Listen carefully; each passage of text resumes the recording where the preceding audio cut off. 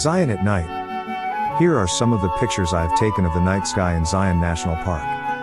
The night was warm as a Utah night might well be in the late summer or early fall.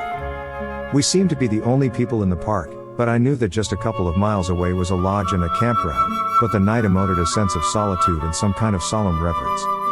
We set up the equipment and chairs and we sat for a moment and just soaked in the sounds of the winds and the darkness, the likes of which we have never experienced, even from our home several miles from the small town in North Georgia. It was so easy to get caught up in that moment. It was a moment that could last for seconds or for years, at least in our minds and hearts. A moment when you either realize that you are only a speck in the whole plan of the universe, or you are the most blessed of anyone for just having experienced this moment in time. Life then seems way too short, and moments like this are too rare and far between, and I suppose that is what makes them so precious.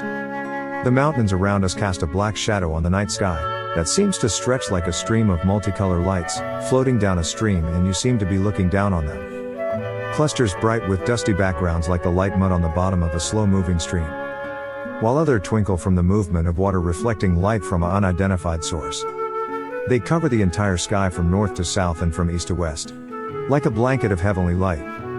A comforting blanket that lets me know that there is more to what I see than just a multitude of suns and galaxies, but the knowledge that humanity is being watched over and that I shouldn't fear what lies ahead. It took me several attempts to get the camera set for what I wanted to do, but I was astounded when the first good picture showed more than my human eyes could comprehend. There were things in the photo that I never saw even after an hour of sitting in the dark with my eyes. Fuzzy places I thought were smudges in the photo, I learned later were galaxies and star clusters. Stars that I thought were white turned out to be red, blue, and even yellow.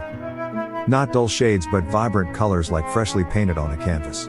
I'm not a zealot when it comes to a God existing, but if anyone can sit in the night like we did and think that this and everything that exists was an accident. No.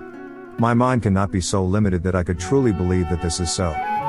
So deluded with my own self-worth that I could believe we know enough to think that life, love, and the universe was an accident. In my mind and in my heart, all this is a blessing and not an accident.